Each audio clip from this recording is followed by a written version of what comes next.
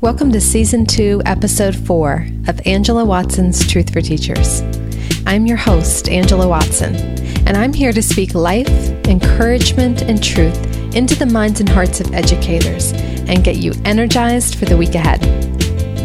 Today, I'm going to share some thoughts on figuring out what students' parents really need from you and how to be proactive in meeting those needs. Visit truthforteachers.com to get the transcript, links to recommended resources, and to share your thoughts on the show. Today I'm going to share with you some thoughts which I've adapted from my latest book, which is called Unshakable: 20 Ways to Enjoy Teaching Every Day, No Matter What. So there's a chapter in the book called Go the Extra Mile for Families, but Don't Take Forever to Get There. And I want to share with you the part about being proactive with your students' parents. You know, with some parents, you can tell from your very first interaction that there are going to be some challenges ahead.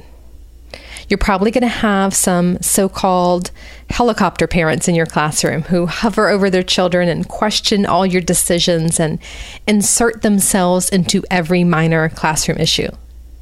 And you'll probably have some uninvolved parents who never pick up the phone when you call. They never return signed forms to school, never show up for parent conferences. Depending on the community that you serve, your school will probably skew more heavily toward one end of the spectrum than the other. But regardless of where you teach, you should expect to encounter both of these types of parents and to plan ahead for it. Don't be caught off guard when parents don't fit your expectation of the perfect amount of involvement. It's important to do everything that you can to contribute to a good working relationship with your students' parents. Thinking that you don't have time or energy to build these relationships and that parents should just magically do exactly what you want them to do and nothing more is really just going to make your job harder. And that attitude really makes it unpleasant too, because you're just never going to be happy with the relationships that you have with parents. So choose to be proactive.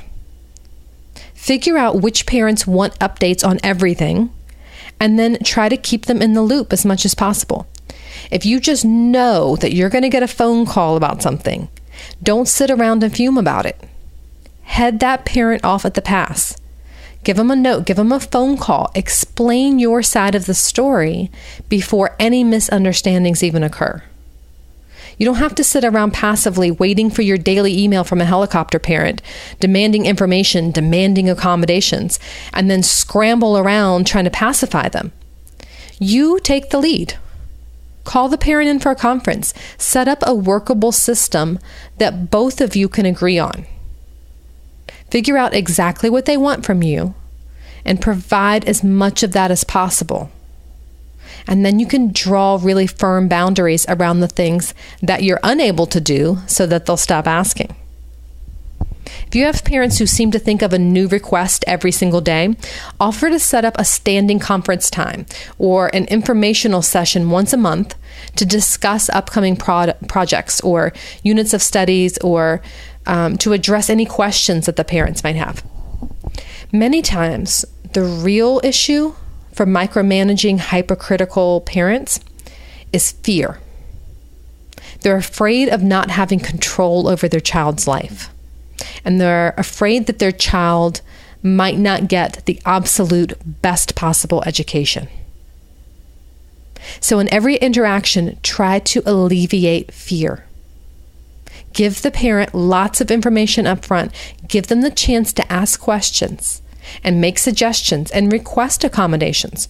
I found it's much less stressful and much less time consuming for me and for the parents if I provide time for those discussions in advance rather than waiting and handling every issue day by day as it arises with particular parents. When you show parents that you're taking their concerns seriously and you're doing everything you can to meet the child's needs, and you're willing to confer about progress on a regular basis, that really works wonders, especially if you can do it with a genuinely positive attitude. And being proactive is also the solution for parents who don't interact with you enough. If you know that certain parents aren't going to return a form or they're not going to show up to a meeting, figure out how you can set them up for success. Don't be that teacher who sends home a single note and goes around complaining to everyone, oh, she's never going to read this, and runs off to the staff lounge and complains about how uninvolved students' parents are. Don't be that teacher. Have extra copies of notices already run off and be prepared to send them home again without getting upset about it. Now, I found it's easier to have a good attitude about the extra work that comes with supporting these kinds of parents by reminding myself of all the times that I've needed additional reminders and all the times I've forgotten dates or lost important paperwork. For example, I've always been pretty bad about completing and returning my tax documents to my accountant. When I open up my mailbox and I find an envelope stuffed with all these papers written in legalese, I just get overwhelmed and intimidating, and I just pretend like it didn't happen. I procrastinate, I put it away, and I just keep putting it off day after day. This has been happening for years. But my accountant has never given me a hard time about it. He's never given me a guilt trip. Instead, you know what he did? He started sending me copies of the forms with all the important information highlighted. And he put those little stickers on there that show me exactly where to sign. And now he even includes a stamped self-addressed envelope.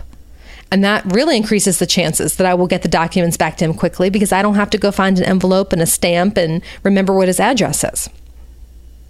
I assure you, this is much more effective than if he sent me passive-aggressive reminders.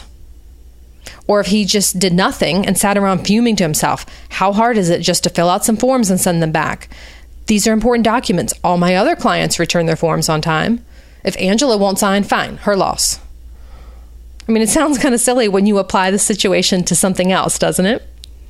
The truth is that anytime you make a request simpler and faster for someone else to complete, and if you do it without acting like it's a gigantic inconvenience to you, you're going to have a greater chance of getting the result that you want. And if you're a very conscientious person who rarely has problems with these things and always returns forms on time, always shows up on time for meetings, use your strengths to help the parents who struggle. Think about the procedures that you've put in place for yourself that make you so successful with organization and time management, and try to set up those procedures for students and for parents as well. The common theme here really is adopting an attitude of grace towards students' families.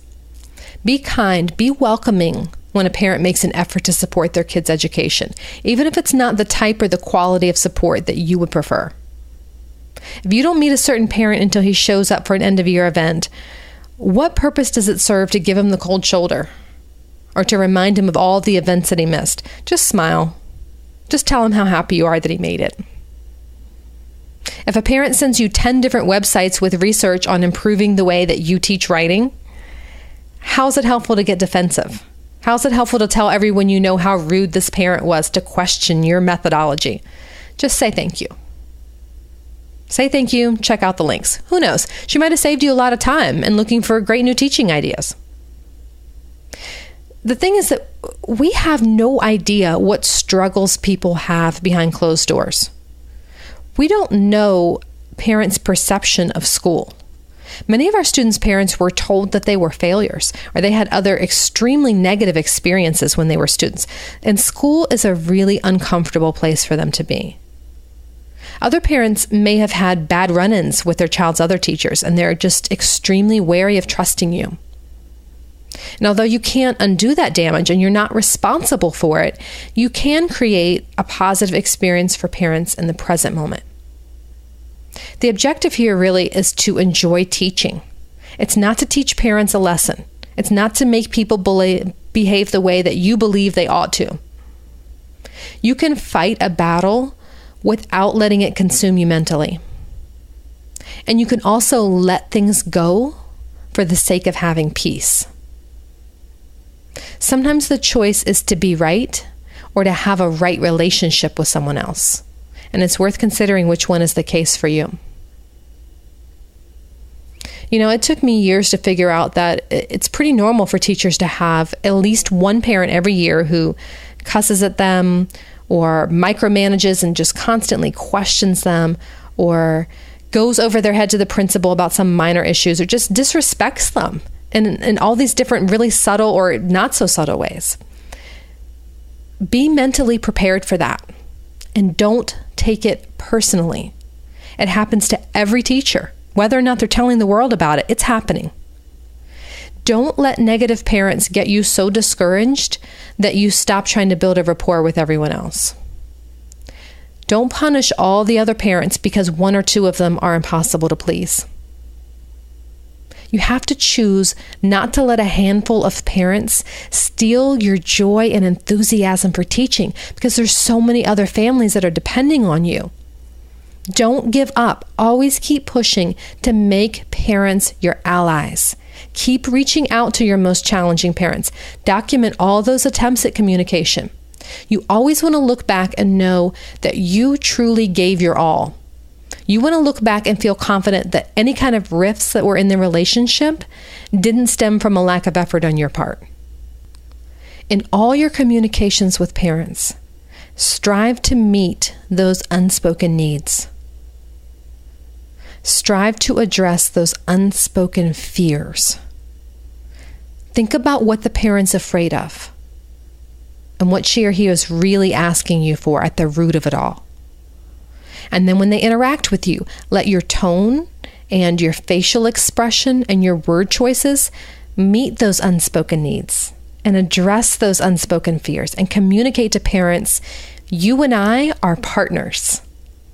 I like your child. I'm taking time to get to know your child. I enjoy my job. I'm excited about teaching. Those are things that parents are really concerned about. You want to communicate that I'm easy to get a hold of. I will be responsive to your needs. You're not going to have this terrible situation happen and not be able to get in touch with me and not get responses. I care about what's happening here. I'm going to be responsive. And I don't judge you or your parenting style. I truly believe that you are doing the best job that you can. I'm not intentionally trying to make your life harder. I'm not trying to infringe on the way you run your household. I'm doing everything I can to help your child learn and be successful. And I'm never, ever going to give up. I want to be on a team with you. I want to partner together for the sake of your child. That's what we want to communicate to parents and everything that we do. Those are the things that meet those unspoken fears, those unspoken needs. The takeaway truth that I want you to remember this week is that every child in your class is someone else's whole world. I hope you enjoyed this episode, which I adapted from my latest book, Unshakable: 20 Ways to Enjoy Teaching Every Day, No Matter What. Thanks for listening. Have a fantastic week. You can do this. And remember, it's not going to be easy. It's going to be worth it.